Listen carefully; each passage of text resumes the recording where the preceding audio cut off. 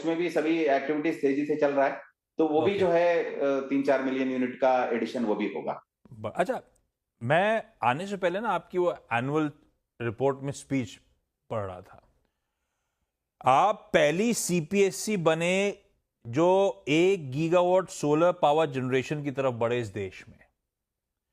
उसके बाद recently update आया कि पावर यूजेज एग्रीमेंट साइन करा आपने 200 मेगावाट का ग्रीन पावर का तेलंगाना स्टेट के साथ। ये सब रीसेंट डेवलपमेंट्स हैं। हाँ जी, हाँ जी। आपका रिन्यूएबल एनर्जी का पोर्टफोलियो या वो बिजनेस इस समय कितना बड़ा हो चुका है सर? जैसे कि मैं बताया था 1.4 गीगावाट हमारा हाँ। अभी का जो रिन्यूएबल कैपेसिटी है। हाँ। और जैसे मैं बताया कि हम लोग टारगेट कर रहे हैं 10 गीगावाट 2030 तक। वो तो तो आप इसी हाँ। डायरेक्शन में हमारा अराउंड 2 हाँ। गीगावाट का प्रोजेक्ट्स गुजरात, राजस्थान एंड तमिलनाडु में ऑलरेडी चल रहे हैं। हाँ। तो और अच्छा। हम लोग जो है असम गवर्नमेंट के साथ जॉइंट वेंचर बनाने जा रहे हैं 1 गीगावाट के लिए। और राजस्थान गवर्नमेंट के साथ हम लोग एक जॉइंट वेंचर बनाने जा रहे हैं रिन्यूएबल के लिए, जिसमें हाँ। मोर देन 2 गीगावाट ठीक है। ऐड होंगे। अच्छा, एक सो बात बताओ जो सर। हमारा 10 हाँ। गीगावाट का टारगेट है, उसमें 2 गीगावाट 1.4 ऑलरेडी हम लोग हाँ। चला रहे हैं। हाँ। 2 गीगावाट जो है अभी पाइपलाइन में हाँ। है, जो नेक्स्ट 1 साल में जो है कमीशन हो जाएंगे। हाँ। और बाकी अराउंड 4-5 गीगावाट भी हमारा पाइपलाइन में है, जो मैं हम्म, 2-3 साल के बाद उस कमिटी ले जाओगे।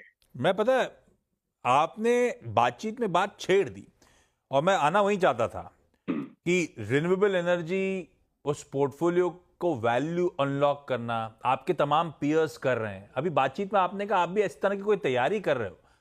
ये हाँ जी, हाँ कब जी, हाँ तक जी। प्लान है, या कोई साइज और स्केल का इंतजार कर रहे हो तब इसकी वैल्यू अनलॉकिंग होनी है, या ऑलरेडी अंडरवे है इसकी वैल्यू अनलॉकिंग की एक्सरसाइज? एक्चुअली दैट प्रोसेस हम लोग ऑलरेडी स्टार्ट कर चुके हैं। गवर्नमेंट ऑफ इंडिया का टारगेट भी था। तो हम अच्छा। लोग एक 100% owned subsidiary NLC India renewable energy limited already हम लोग फॉर्म कर चुके हैं। और अभी हमारा जो रिन्यूएबल एसेट्स हैं, उस एसेट्स को एंटायरली हम लोग एनआईआरएल में ट्रांसफर हाँ। करने का प्रक्रिया ऑलरेडी चल रही है।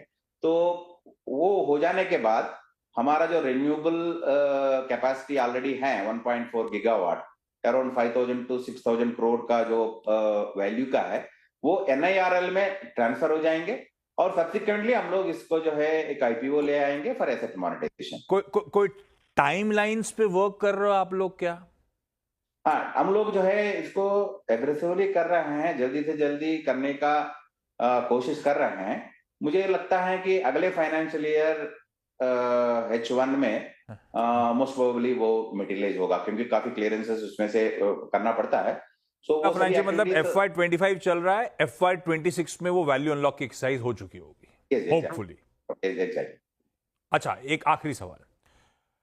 Q4 की अर्निंग्स जब आई थी तब वो एग्जीक्यूशन डिलेस का इंपैक्ट था, आय 31% गिरी थी, मार्जिन्स कॉन्ट्रैक्ट हुए थे। उसके बाद जो प्रीवियस क्वार्टर Q1 की अर्निंग्स आई तो आय फ्लैट थी लार्जली, इबीटा 9% गिरा, मार्जिन्स फिर गिर गए। और पिछले क्वार्टर में रेवेन्यू इबीटा जो लार्जली स्ट्रीट मान रहा था प्रसन्ना सर, उससे थोड़ा सा मिस था। तो ये पीएनएल स्टेबल कब होगा? क्या वो लिग्नाइट माइनिंग, वो आर्बिट्रेशंस, लैंड अवेलेबिलिटी के सारे इश्यूज खत्म हुए हैं क्या?